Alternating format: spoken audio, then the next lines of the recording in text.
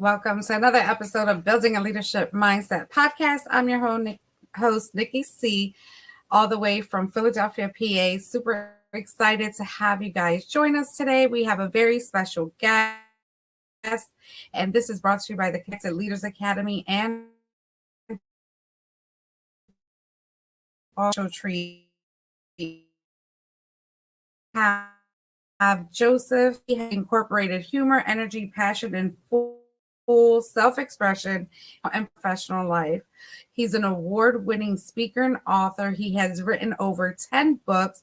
He's an international best-selling author, and he's also holds the record in the Guinness World Record holder for most books signed at one time. He also did not know what to do when he grew up, that he has switched careers 9 times, and he has had 17 jobs as well. He's working now as a recruitment. He's been working as a recruiter for over 20 years in multiple industries. Personally, has helped over 10,500 find a job that they love with a 90% success rate of finding anyone's employment in any field in under 3 months with proven system. The fastest person he has helped land a great role of 2 days. So thank you so much, and let's welcome our very special guest, Josef Stetter. How are you? Nikki, thank you for having me. It's an honor and a pleasure, and I'm excited to share my wisdom on building a leadership mindset podcast with you. Absolutely. Well, we next for the Millie Club with Dr. Oban Bowen,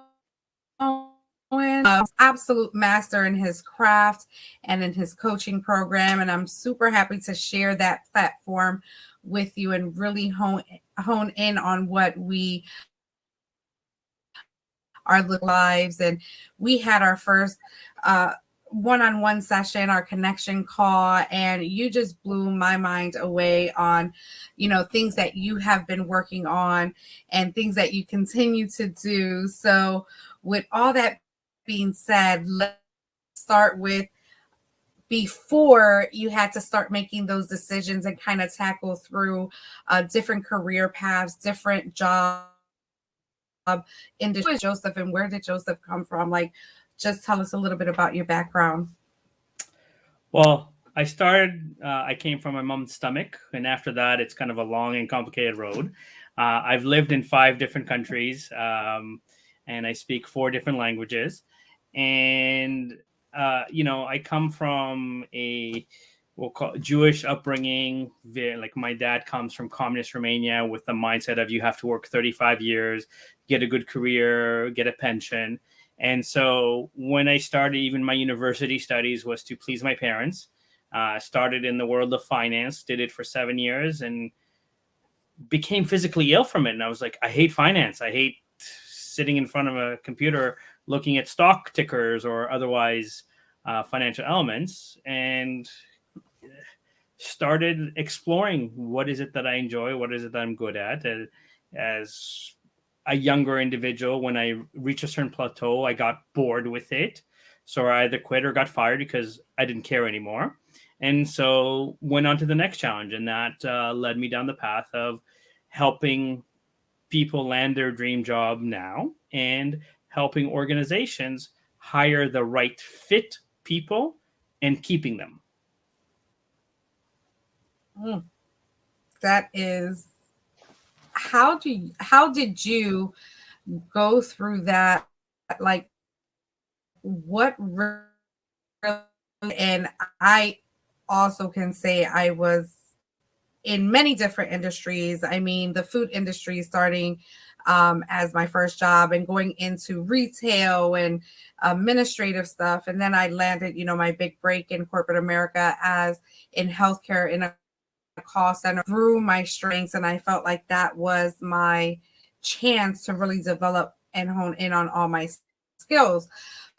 It's so easy for society to get bored because they're not challenged, seen, they overwork, but they're not noticed. So you said that you you know it from both spectrums, being the employee and also helping corporate really build their employees. And how important was that for you, or to even, like, what mindset did you have to even get into that field, into wanting to help and support? Well, I think that the first part is I've had experiences that kind of made me go, this isn't right. And sadly, the statistics in North America say that 80 to 90% of people in North America hate their job. And the number one reason why they hate their job is how they're treated. The number two reason is either the communication style or lack of clear communication of the leadership. And the number three reason is that there is no support or belief for new ideas, especially if it's coming from like a frontline employees. Those are the top three reasons. And I experienced that firsthand. So, as an example, um, my father passed away 10 years from both leukemia and a bad heart. And I was working in a private college where I was averaging 80 hours a week. And I was the director of operations. And I walked into the owner's office and said, my father was just rushed into the ICU. I'm leaving. I'm going to go see my father. And she looked at me. She goes, no, you're not. I go, excuse me? She goes, I think you're lying. I think you're making it as an excuse to leave work early. And I looked at her and said, I work here 6 days a week for 12 to 14-hour days. Of all the excuses I can make to leave work early, my father is about to die is not one of them. And she's like, yeah, I'm not Mm. giving you permission to leave. And I looked at her half in shock and went, I can find another bleeping job. I have one father. And I walked out. The next day, I actually came in with a box ready to be fired. And the owner came into the desk and to my office was like, so how's your dad? I'm like, he's stable, but he's still in intensive care unit. And she looked at me, she says, you weren't lying. I'm like, are you serious? I was done that job pretty much within the next 2 weeks. I made sure that that was an experience. Now, on the corporate side, I worked as a stock trader. And I used to answer the phone. It's a great day or it's a fantastic day at bank name.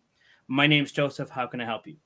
One of my coworkers complained that me saying great or fantastic could be interpreted as the bank's making too much money. So senior management had 3 2-hour-long meetings to discuss whether or not I was allowed to say great or fantastic, and decided it was easier to ban me than to retrain 120 people on the floor. Now, after this happened, one of the senior VPs came to me and was like, look, you're always positive. You're very energetic. Morale here is super low. I'd like you to create a kind of a social team or whatever to help create events that will boost morale. I said, okay, first thing I'm going to do is organize a potluck because everybody loves food.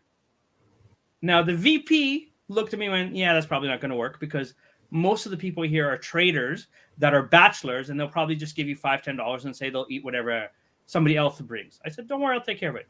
And I logged off the phone and I created an Excel spreadsheet. This many people can bring drinks. This many people can bring cookies. This many people main courses. This many people desserts.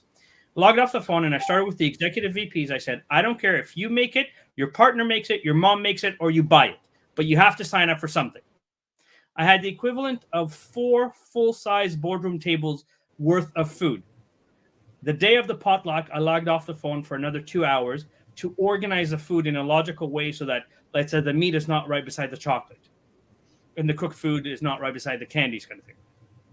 Now, during the quarter, I won or came in the top 3 for 7 out of 10 contests, including answering 151 trading calls in an 8-hour shift. Okay. At the end of the quarter, they refused to give me my bonus because I was logged off the phone for 4 hours to organize the potluck for the social committee that the senior VP asked me to do. Now, if that's not bad culture, I don't know what is. And so I kind of realized that there's a big gap between what's on an Excel spreadsheet that leadership looks at and goes, we need to make better, versus the message that's being communicated and the way it's being communicated. And that's kind of led me in both because of experiences and as a recruiter to kind of understand how to also present an accurate picture to my candidates of the jobs that they're getting. Wow. So I heard two of those three stories in our one-on-one, and they're still as effective as they were as you're actually elaborating on them. But first and foremost, your first story about your dad, that was insane. That's how, as a business owner, as a management, and people really go through this stuff like today. It's not that, just started. Obviously, you said it was what, 10 years ago, and and people are still suffering from just not being well taken care of in the workplace. And that's supposed to be the place where, first of all, you spend 90% of your day at anyway, right? And you're giving these people basically your lives. You're missing out on your children's lives for a certain amount of hours, on certain goals and dreams that you have, for them to react in such a way for such a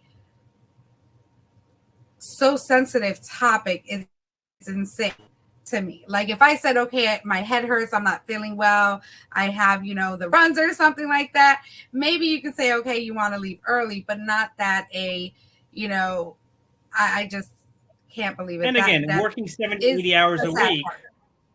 Exactly. Working 70, 80 hours a week. Of all the excuses for me to leave early, they're like, exactly. But mental health is a big issue right now across the board. And, the companies that understand the importance of taking care of their people and offering things like gym membership or fitness subsidies will have higher employee retention, will have higher employee satisfaction. I have a friend that works in a bank right now, and when she was interviewed for the bank, they showed her this beautiful state-of-the-art yoga room. And, they preached to her the importance of mental health and taking care of yourself. And then once she got the job and she started working there, there's no instructor to teach yoga. There's no incentive for any of the employees to do yoga while at work. And so it's a beautiful room that's empty. But, mental health is a big concern of the bank, kind of thing. So it kind of goes to show that, you can't just preach it. You actually have to implement it. And more often than not, you can do such little simple things that create culture without spending, thousands or hundreds of thousands or millions of dollars. It could just be something simple, like buy a coffee machine and make sure there's free coffee in the office. Costs you $400, but in the grand scheme of thing, it keeps your employees from taking longer breaks to go to Starbucks and buy a coffee, for example. Yeah, those are all great things to implement and very important, especially again, where we're spending most of our time at. And just on the other two things, because I think we had a relation when it came to like the potluck that you had. And that definitely, I know at the corporation that I worked for, we had potlucks all the time, and the morale was built so high, and the productivity during that time was even higher. And when we weren't having those, after some changes happened, that it was just work, people were being burnt out and stressed and really not wanting to come in, or they would call out for various reasons, or even start choosing FMLA for certain mental health issues and things like that. But that just goes across the board, and how important it is to really not only as a corporation treat your employees well, but also as an employee seeking employment, because you also work on the other side of things, of people really getting their dream jobs, and how important it is to interview them at the same time. Do you teach that anywhere, and how do you help them model that? Really, how do they get that information prior to Yeah. saying yes to So an offer? I definitely teach that as part of being the resume whisperer and kind of a career counselor as a whole.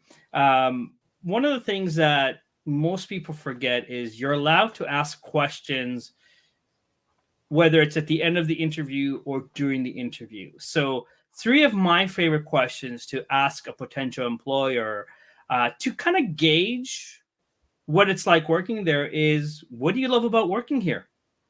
Ask whoever's interviewing you that question.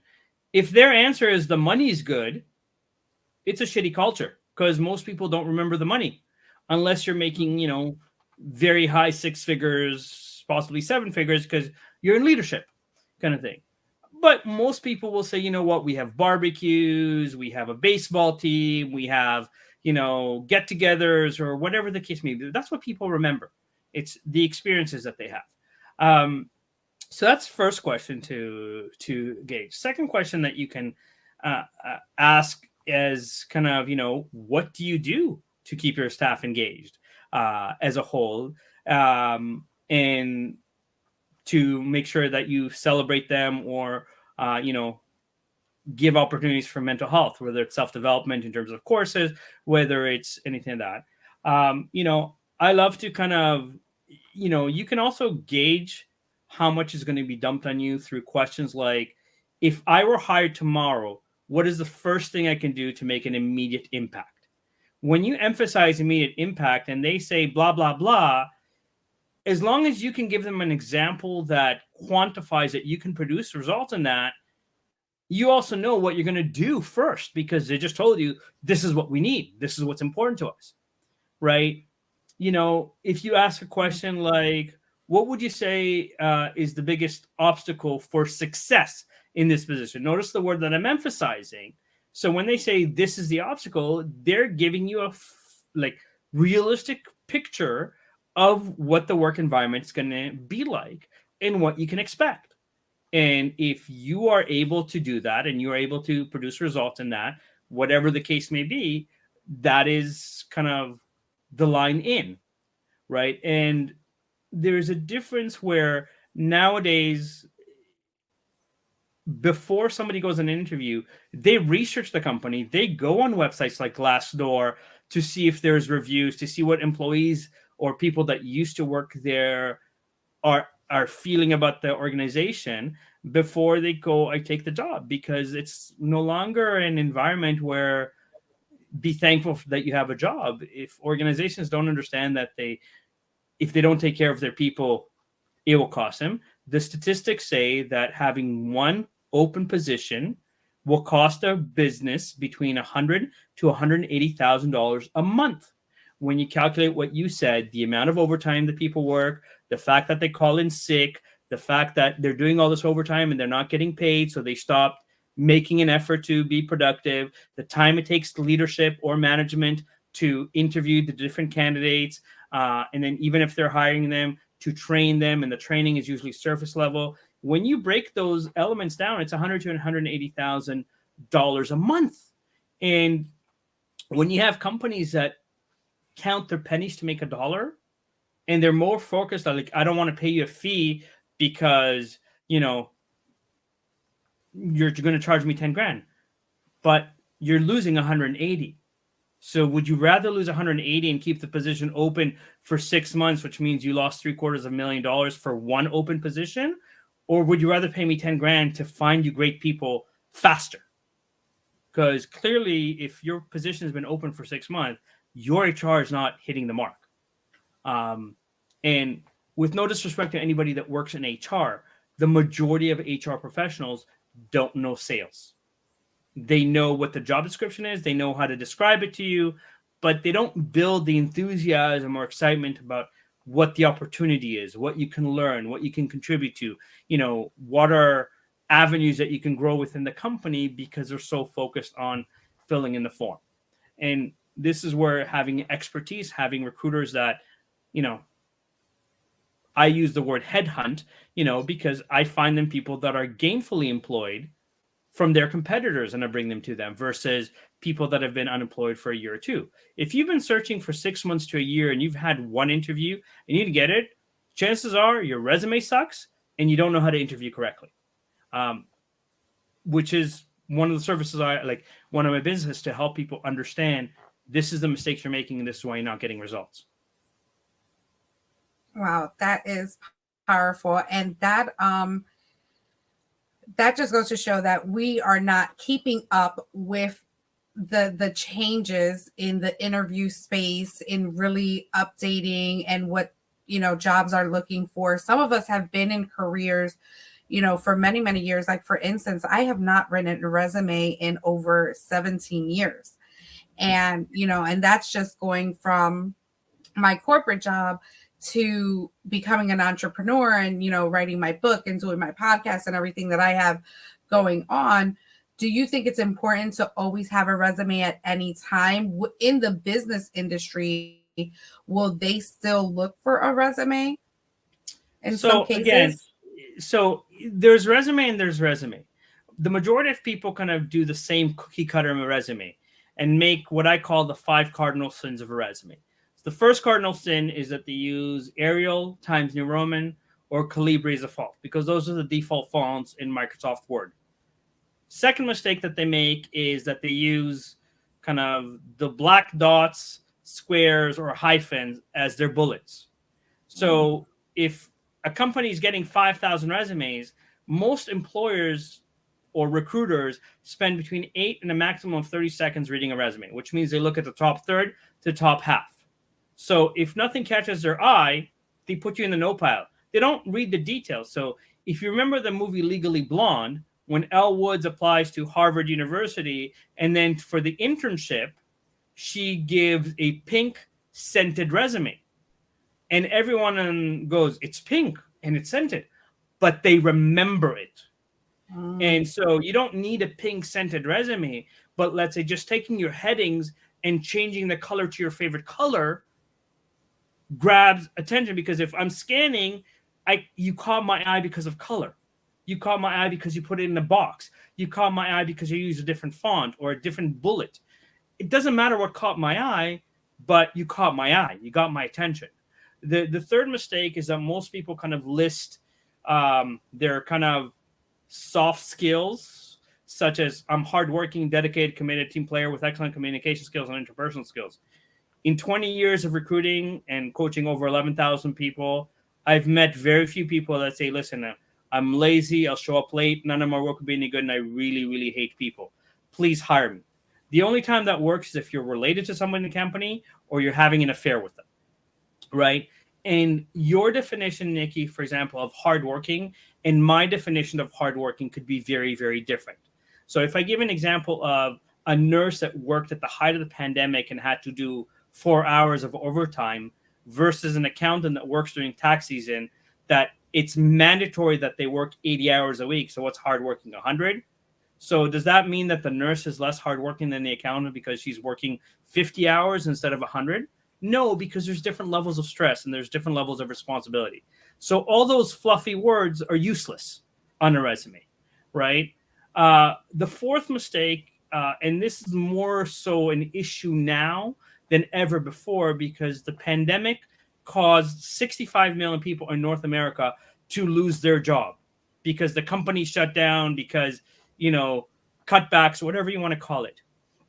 So if you, in order to pay your bills, to take care of your family, started working, let's say, at Dunkin' Donuts, but before Dunkin' Donuts, you were an engineer, and the first thing that they see because you've written a chronological or functional resume is Dunkin' Donuts, nobody will take you seriously as an engineer, regardless of what you've done in the past.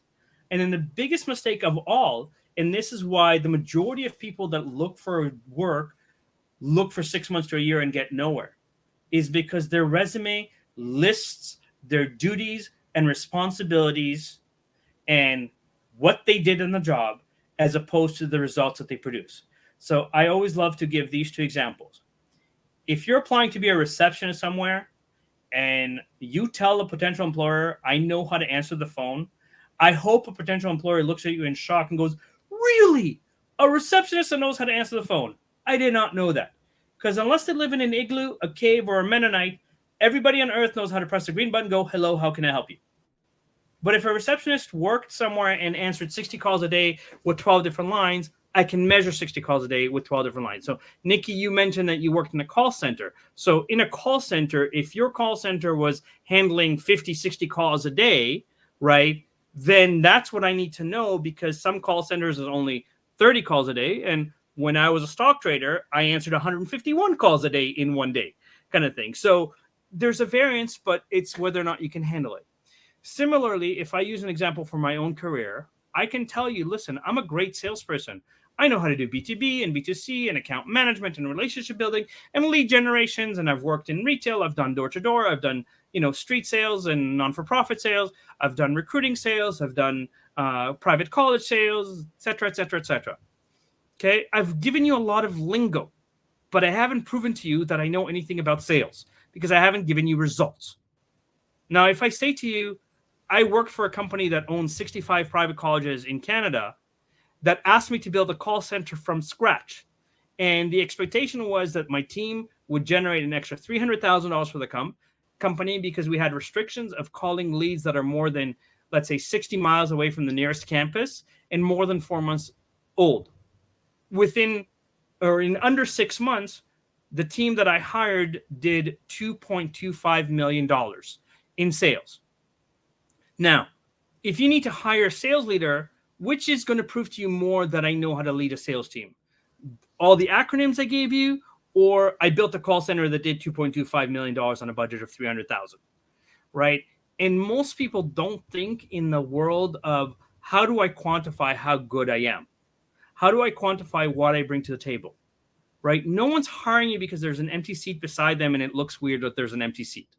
They're hiring you because at the end of the day, you're going to make a company more money, you're going to save them more money, or you're going to increase their efficiency. So if that's not on your resume and that's not where you're communicating in the interview, you're not getting hired. Plain and simple.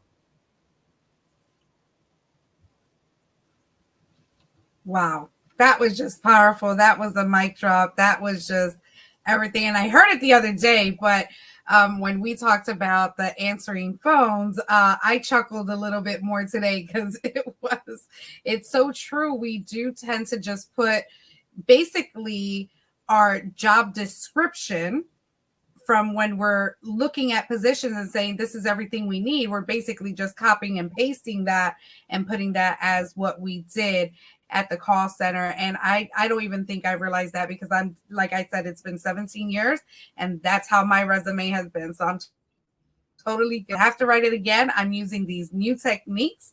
So Joseph, I want to thank you because all these calls are always a call that I learn from, and I can also help, people that, ask me questions, or if I used to help people write resumes as well. And I would never do that again without, I'm going to have to look into. If I can just add, this also adds into an entrepreneur because you're got a podcast on building a leadership mindset, right? So as much as you can say, I've had 100 episodes, I've had 200 episodes, I've done this and that, there's still quantifiables that you bring to the table to help those that choose to work with you. And those quantifiables are what's going to reassure that you're the right person for them, or that you understand their situation and you understand what they're going through, whether it's, a single mom or, someone that just graduated and is entrepreneur minded, but doesn't know how to get started, for example, doesn't know what are the things that will help them level up, kind of thing. And so there's a level where there's a lot of mentors out there and there's a lot of coaches and, there's abundance in this world for everyone. But there's a level of, do you have experience with this? Do you know this? That also comes back to, it's not necessarily a resume. Even if you have a one-pager, here's what I bring to the table, you're not going to share the same stories I share about helping people find a job. You're not going to have the same experiences I've had, right? And so there's a level where, even in, let's say, building a leadership mindset, there's different ways of building leadership, right? Like I focus on corporate culture as opposed to calling myself a leadership coach, because I changed the conversation about how employees are being treated, because to me, that's going to affect long term. But you might come to, let's say, a leader and say, you know what, you're a very successful executive, but your social life's a mess. So let's focus on your social life, and what are the steps that you need to take the same oomph and the same kind of charisma that you have as a leader in business and bring that into a relationship that's healthy and growing and so forth, right? It's just a matter of tying or making those connections where it's not just, yes, I'm a coach kind of thing. And it's, I think that's the one thing that even for entrepreneurs, like, what is your value added? What is it that is your genius that you can help with, that you do it in a particular way? By no means am I the only career coach out there, but there's certain things that I say that a lot of people go, never thought of that, or didn't make those connections. I've earned the right to say I'm an expert in it because I've invested 25,000 hours to master it. I've written books. I've helped 11,000 people. I've been in recruiting for 20 years. I've earned the right to say, this is what I know, kind of thing. I love that. With that being said, we are going to take a quick break and listen to our sponsor, and then we'll be right back with Josef Stetter, who is just dropping some in your space and really how to get our game up so we can land those dream jobs. Here we go. Hi, my name is Jose Escobar, and I'm the founder and CEO of the Connected Leaders Academy. We're a growing tribe, a community of entrepreneurs all over the world, globally, all across the country, high performers, titans of industry.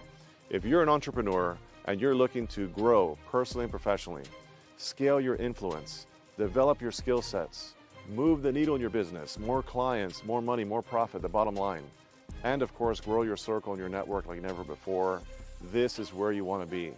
Join the Connected Leaders Academy today. We are scaling massively. We want to welcome you in. Check me out on Instagram and on Facebook, the @ JASCO25. We look forward to having you join us. Take care.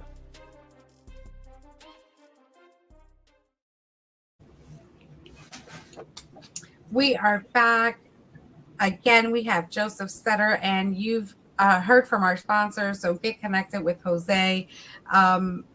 It has been amazing so far. This whole episode has been actually eye-opening on so many levels, and I know that are in the career space right now that are looking to maybe transition, but again, not having the luck or the knowledge of how to take it to the next step. So tell us about landyourdreamjobnow.com and what you have going on there, and how can people get a hold of you? So basically, I've decided that the way that I'm going to appear and the way that I'm going to serve the world is by sharing, here's what you did not know. Here's the mistakes that you're making, whether it's on your resume, whether it's in an interview, whether it's how you network, to there. So I've kind of created a course which has 8 modules in it that starts with, first of all, how do you beat the job boards? Because most job seekers in North America default to Indeed because it is the largest job board that exists. Indeed is actually one of the worst places to look for a job because the success rate on Indeed is less than 5%. And if you don't know the tricks to beat and be noticed on Indeed, you're basically sending hundreds, if not thousands of resumes getting nowhere or getting no responses, right? Then I kind of templated, these are the 15 resumes that I've used a lot with the over 11,000 people that I've helped that have had response and pretty much got hired within as little as 2 days. And the top 15 cover letters that go from very cookie cutter cover letter to very outside the box. And again, it's a template that you can change the words and you can kind of make it more your personality and your examples or your background, but it's a starting point. Then even with job boards, if you are going to search on job boards, I've researched the top 350 job boards in the US and the top about 250 in Canada. So I give that to you so that you don't need to go, I don't know where to look. I don't know where to start. Right. Then in turn, I teach you how to work with employment agencies. A lot of people that go register with an employment agency go, okay, get me a job. They don't understand it's not that black and white. Like, I've had clients that tell me I need something urgently in the next 2 weeks, and I find them somebody in 2 weeks. They're like, tell them to hold off for another month. And then they're like, okay, tell them to hold off for another 3 months, for example.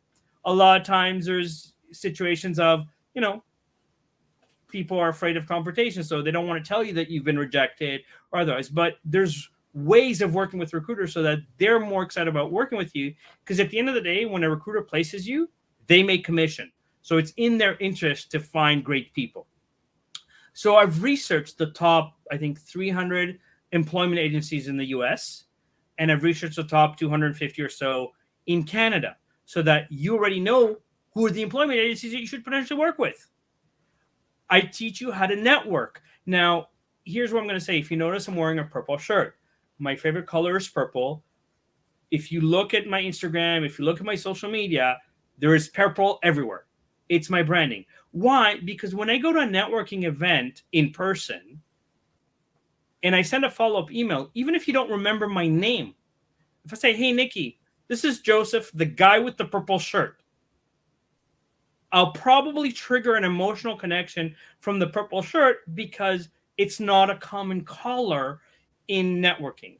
So not only do I teach you what you can do to brand yourself in terms of colors and appearance, but also the conversations that you want to have. Because the biggest mistakes that most people make when they network is a mindset of quantity versus quality, where they just come in and they collect as many business cards as they can, and they don't actually have any real conversations with the person that they're collecting the cards from.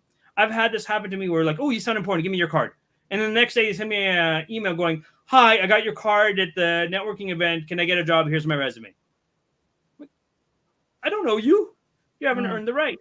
And when you're looking for a job, the worst thing you can do is come and say, give me, right? There's a level of you have to earn your spot. So when I go to networking events and I meet executives that eventually I want to do business with, I make my conversation all about the executive. I make it about them. So I meet an executive. I'm like, okay, you're an executive for this company. What made you so successful? And I let them brag, because most people love to talk about themselves, love to talk about how great they are, right? Then I'll ask the executive, what are, let's say, your three biggest achievements in your career and why? And they'll tell me, blah, blah, blah, blah, blah. Now, again, a little bit of finessing of, wow, this is amazing. Don't ask for the job. You've now earned rapport. Say, listen, you're an expert in the field. Would you critique my resume and give me feedback on how I can make it better, because I'm starting out in this industry? Now, what do you think happens if the executive critiques your resume? They've just written the perfect resume they want to hire. At which point, now the conversation is much easier to transition of, listen, I love listening about your expertise. I'd love to be part of your team. I'd love to help you grow. Here's what I bring to the table. They wrote your resume, so they're already excited about the fact that you're very good because they told you exactly what they like. Most people don't think about that. So not only did I tell you how to brand yourself and have that conversation, but I've taken another step further. I said, here's the top 50 places that no matter where you are in North America, you can go to network and you'll be meeting the right people to progress your career, such as a Chamber of Commerce or Board of Trade. Because generally the people that sign up for it are either executives in a company or entrepreneurs that are getting involved in the community. They're decision makers. Same thing with the Project Management Institute. They have breakfast, lunch, and dinners. Who attends the project manager? Project managers and executive. Decision makers that need to hire a team to build whatever they need to build, right? So I give you a list of where you can promote yourself or become part of the conversation, where now you have, as our mentor, co-mentor of Dr. Obama Bowen says, access and leverage, because you're speaking to the right people. You're not seeing someone who is in the call center. And again, an internal recommendation is always scored higher than an outside application. for example, because you want to work with certain people, and most companies have an incentive that if you recommend somebody and they pass probation, you get a cash bonus, right? So I've told you where to network correctly. I've given you strategies in the psychology of salary negotiation, because salary negotiation, especially now after the pandemic, has become a lot more than just the money. It has become how much vacation you have, the opportunity to work from home, the opportunity to have daycare subsidized, the opportunity to have, like I said, fitness and mental health and well-being taken care of, and various other things that people don't realize there's an opportunity to negotiate or ask for, especially if you've demonstrated how good you are and the fact that the employer wants to hire you. There is how to optimize your LinkedIn profile. Unfortunately, majority of LinkedIn profiles kind of say, here's the name of the place I work, here's my job title, how long I've worked here, maybe the cut and paste of the job description that says, I know how to do this, I know how to do this, I know how to do this. But again, very generic, very meh kind of information that doesn't excite most people, right? I had a candidate that I was helping, like I was coaching, that's in Israel, that works in a warehouse as a warehouse supervisor. I did his resume. I logged in at 6 a.m. Eastern Standard Time to his LinkedIn profile, optimized his LinkedIn profile. By 10 a.m. Eastern Standard Time, 4 different companies called him and said, can you come in for an interview tomorrow? He's like, I'm not even in the country yet. But, right, 4 hours later, they called him and said, we love your profile. We desperately need you. Can you come in for an interview? Right? Can I share a quick story about, again, the level of what I do to help people? Absolutely. So I had a guy from New Jersey that was a product manager in social media. Now, he had heard of me through referrals. And before agreeing to accept my coaching and my program, sent me over 35 pages of documentation to teach me what a product manager in social media does. And I said to him, listen, I've invested 25,000 hours to master everything there is to know about finding a job, right? I don't need to know the technical details of a social media. I know the psychology, I know the systems, I know the tools, I know the tips. He agreed to sign up with me. I started coaching him. He was very resistant to my coaching because his ego was this big, kind of thing. Now, understand that this gentleman was self-employed for 10 years. Unfortunately, pretty much ran his business to the ground and was in a position where he could barely afford rent. He'd been looking for over 7 months and maybe had 1 or 2 interviews in the entire 7 months that he was looking. I wrote his resume. I did his LinkedIn profile. Within 2.5 weeks, Facebook, Google, Snapchat, and Twitter called him for an interview. Right? Now, Google asked him, how would you improve one of the email servers? His answer was, they're all very good. I don't think there's much to improve.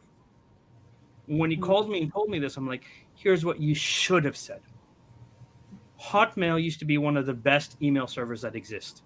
For some reason, their filters make most emails go to their junk mail first. Not only that, but they've never upgraded their ability to handle larger file attachments. So if I was a product manager for Google, I would look at not only checking the filters for the junk mail, but competing with WeTransfer or Dropbox to be able to handle larger files through email. He looks at me and goes, wow, that's brilliant. That's what I should have said. I'm like, yes, that's why you need to listen to the coaching, right?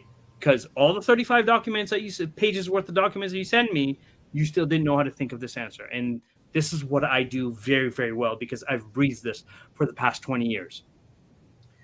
Then Facebook and I think it was Snapchat asked him to send technical proof of what he's done in his career. He waited 2.5 weeks to send them the information. And when he finally sent it, he looked at him and goes, we're Facebook and Snapchat. We don't wait for you for 2.5 weeks. When we ask you for something, you're supposed to do it while you're speaking to us or at least a half hour after the phone call's up. Needless to say, he didn't get hired, right? So my point is 7 months he was looking on his own, sending resumes. You know, Nothing happened. I wrote a resume and cover letter 2.5 weeks. 4 of the largest social media companies in the world contacted him.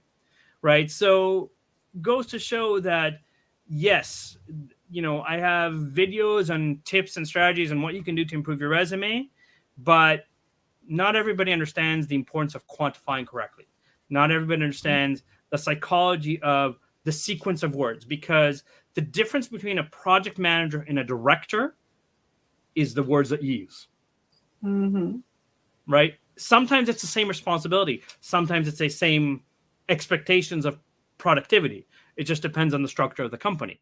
But the words you use will determine whether or not you're a director or you're a project manager, for example. Right? And it's not just go on Google and find a few keywords. There's an understanding of how the algorithm is scored for the databases, the job boards, the applicant tracking system, LinkedIn, that if you're not implementing, you might still have a harder time. If I can find people a job in as little as 2 days, I want to do that for the 130 million people that need help finding a job in North America. Absolutely. I stamp of approval to that, Joseph. That was amazing. Thank you so much for sharing. I told you when we were talking last week that I was just super intrigued in all of this, because it's definitely something that people need to really zone in on, especially when they are not happy. They're just lost, and, they need to find their way. If, staying in a professional environment is their thing and they're not, like creating their own, and even for young adults as well, entering into the industries with no experience or just a degree, or coming out and, finding different formats to really have that can give them a step forward or a step in the door because they've taken your course. So I hope that's something that that I'm is going to add to available that as well. because, again, I would rather that you have a great job that pays you well so that you can have the money to build your dream, and then come to you, for example, Nikki, as a leadership mindset coach to help them then take that entrepreneurial leap with more confidence, for example. Again, it goes hand in hand that my expertise is getting you not to same old, but bigger, better, different, whether that is in salary, whether that is in title, whether that is in responsibilities, whether that is in the environment that you're working in. There's a lot of variable that, just because a company has a good name on the outside, what's under the hood. And Absolutely. that's a conversation that a lot of times, we forget. You need to, just because, it's a global company doesn't necessarily mean it's the best company to work for. Doesn't necessarily mean that they'll treat you well, for example. So those are things that, you need to offset with, is it right for you? Is it the right environment for you? Is it the right culture for you? Because, again, culture is a very big thing. Like, I'm fascinated by people. I'm fascinated by, and there's a very big difference between, let's say, Latin culture and Chinese culture in terms of how people behave, how they act, the level of excitement and loudness, or things like that. Again, nothing wrong with any of it. It's just a matter of understanding these are things that, if you, like, I'm more direct, I'm louder as a personality, I'm not the right fit for a lot of people that are very quiet and reserved. Even in an organization, you have to know what is it that you're getting yourself into. Yeah, it has to be a match. It has to be a fit for both parties, for everyone involved. And, you just go through that with experience, with time, but having a heads up on everything, all the ingredients it takes to really find your purpose and your position in any company it's golden. And to know that there's Josef out there just leading the way on this and having the expertise that he has. I hope you guys are taking notes. I hope you guys were jotting things down. And if you weren't, definitely go back, watch this on the replay, and get in touch with Josef. We have his LinkedIn, his Instagram has been running throughout the show. And Josef, I'm just going to give you a moment, your final few words. What do you want to leave our audience with today? Okay, there's no such thing as no jobs in North America. There are plenty of great jobs that can become your career. If and when you're ready to be an entrepreneur, by all means, I support and speak to people like Nikki that can help you build that and set that up for yourself. But understand that you don't, just like in a relationship of dating, you don't need to settle for any job. Find the one that's right for you. And if you don't know how to do it on your own, seek an expert that can get you there faster and easier. Perfectly said. Absolutely. Well, thank you so much for joining the BALM family. Thank This was you. absolutely amazing. I'm just glad I'm in community with you as well, and can't wait to see what 2023 brings the both of us. Thank you so much for tuning in to another episode of Building a Leadership Mindset. As I always say, have a great day and make it count. Thank you again.